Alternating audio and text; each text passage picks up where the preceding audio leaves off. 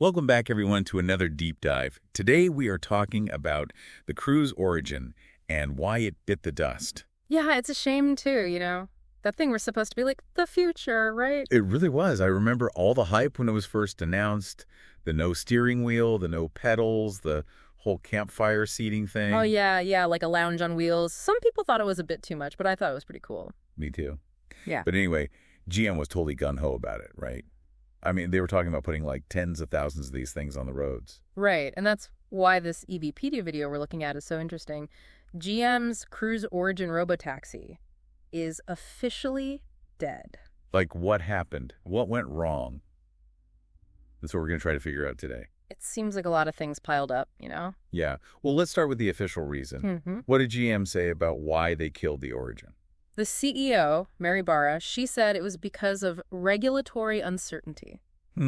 Regulatory uncertainty. What does that even mean? Well, it sounds like the regulators just weren't ready for a car that's so different. I mean, think about it. How do you even begin to make safety regulations for a car that doesn't have a steering wheel or pedals? Right. It's like the whole rule book goes out the window. Exactly. So it seems like GM was facing this uphill battle trying to get the Origin approved, and they just decided it wasn't worth it. Makes sense. Yeah. So what are they doing instead? What's the plan now?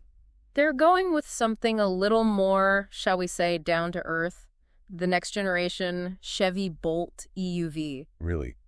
The Bolt? Yeah, the Bolt. That seems like a pretty big step down from the Origin, from a coolness standpoint. I know. But I think this decision has a lot to do with Cruise's financials. Money talks. It always does.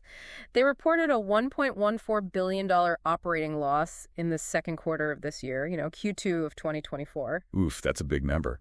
Yeah, and that includes what's called an impairment charge, which basically means they had to write down the value of some of their assets. I see. And, it's likely a lot of that was related to the Origin program. Yeah, that makes sense. All that R&D down the drain. Yep. And it gets worse. Their losses have actually been piling up, over $5 billion since 2018. Yikes.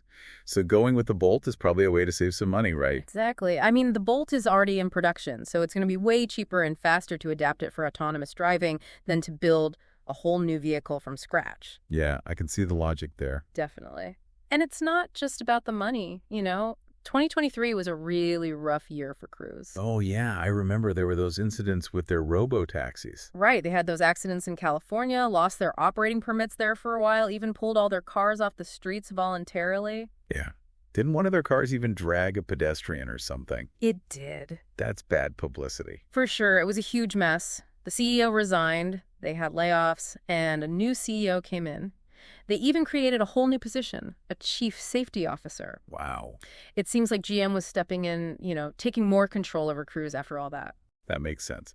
So I guess the big question now is, what does this all mean for the future of robotaxis? Yeah. Is the dream of truly driverless cars, like the Origin promised, is that dead now? It kind of feels like it, right? It might be. The Origin was like a radical idea, a glimpse into a world where cars are totally different. And now they're going with the Bolt. Yeah, which is much more practical, But is it less ambitious? That's a question for you listeners to think about. Yeah. Are they sacrificing their original vision just to make things easier?